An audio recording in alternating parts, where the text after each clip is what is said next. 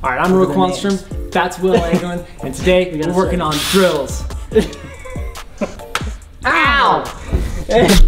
So we're working on a whole slew of videos going over how to incorporate a whole slew. We're working through a whole slew of videos around drills and how to use drills in your tension board session. So today Will has this great plan to help us with our Crux drills. Crux drills. We're working on Crux moves. Both Carrie and I have boulder problems that we can either kind of do, but not do well, or not even sort of be able to do one of the moves in Carrie's case.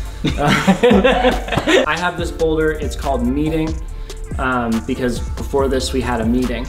And I can do this boulder problem. Like, I can do this boulder problem. It starts with these 2 feet. You got a couple start holds here, pinch, sloper edge, pinch, mini crimp, and finish on the low. I can do pretty much all of the moves on this. There's one move that I know I should be able to keep my foot on, but I can't.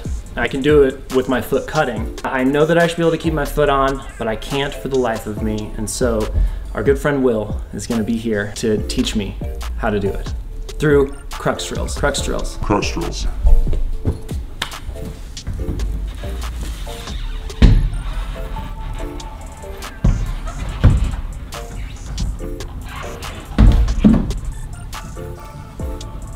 Oh, where's my fucking... Ow! Dang it!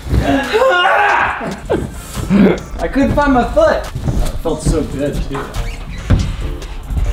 Good. Come back to that pin. That's okay. That's good. We got 2 falls. Yeah. Now we can like focus on that move. Okay, so you've seen my dilemma. It's like a pretty hard move, even cutting my feet. Oh yeah. I mean, if you keep the foot on though, it's definitely going to be easier. Right. So cuts. How do I do that outside of just banging my head against the wall? You could just try the move over and over again, and maybe you'll do it. But there's a better way. Okay. We can do 2 different things with the tension board to change the difficulty of a move. The most obvious one is just adjusting the board, right? Like, we can make it less steep and then the move's gonna get easier. But if you have a fixed board, there's still stuff you can do just by manipulating the hold choice and kind of changing the climb to make it a little bit easier, and then you can work towards getting back to the actual target move that you're working on. For this one, you're making the move outright to the pinch. The foot is not very good and the left hand is flat, pinchy. Next hole you're going to isn't that great either. So it actually is really difficult to keep the foot on for this move. So what we can do is we can make the left hand better. We can start the right hand closer to the hold that it's going for, or we can adjust the size, placement, or directionality of the foothold. Okay. So first thing that I want to do is just try moving your right hand closer to the target hold, so there's just less time in the air that you have to spend maintaining tension on that foot. So same move as before, but I want you to pinch this shallow pinch instead. Go for the same move, see if you can keep the foot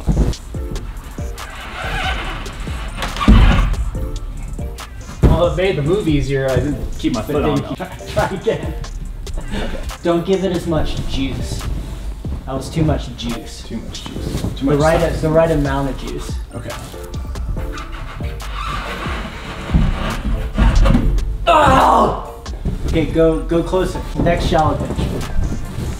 Next shallow pinch. Yeah.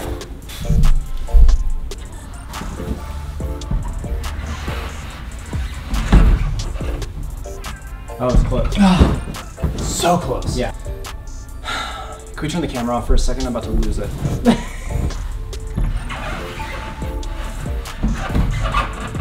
Yeah. Yes! You did it. All right, so you can clearly see that I just did that move by incorporating this hold. Well, first I tried this hold, and Still too hard. Still too hard. Then I tried this hold 2 or 3 attempts later, housed it, kept the foot on. But there's another way of going about this as well. The next thing that we're gonna do is we're actually gonna move his hand a little bit further away, but go to a slightly bigger foothold. Instead of using this in-cut foot, we're gonna use the convex small crimp as a foot, and instead of using this shallow pinch that's really quite close to the target hold, we're gonna bring them in a little bit to this one and then try it again.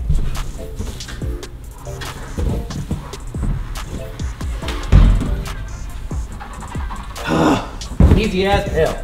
Well, it actually wasn't that easy. That didn't look that easy. Do that a couple of times. Okay.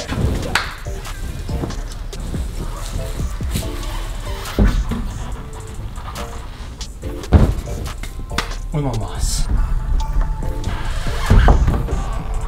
Oh, that felt the best. What we're gonna do now, you can either start on the actual holds for your hands and keep the bigger foot, or you have to use the actual foot, but you can keep this slightly closer right hand. The thing that I want to do is keep the bigger foot, but I think that it would be better for me if I went back to the worse foot, because I think that's actually the hardest part of the move is the foot itself. So I just got like a little better with the use of the bigger foot and the intermediate hold that we added that's a little further away from the target hold. And so now I'm going to stay on this intermediate hold that's further away from the target hold and try and use the worse foot. See how it goes. Oh! Okay, I'm ready to go all the way. Do you think you can do the move? Yeah, that felt very natural. That'd be pretty sweet if it worked.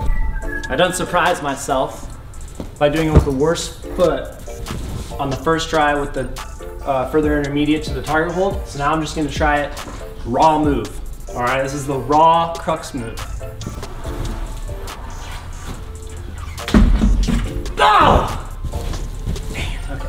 You can try again. Okay.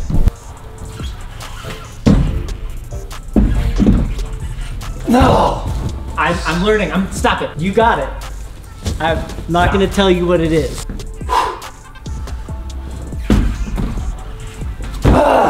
So frustrating! Do anything off the intermediate. You want me to regress? Try this. Just so ready to do it. I'm just gonna try and do it one more time. Okay. Hey kids, it's important to argue with your coaches. All right, it's a sign of a good athlete, just so you know. That's why I'm gonna trust myself and do this move in real time right now. You ready? Ready? You watching, Will? Yeah, sure. All right.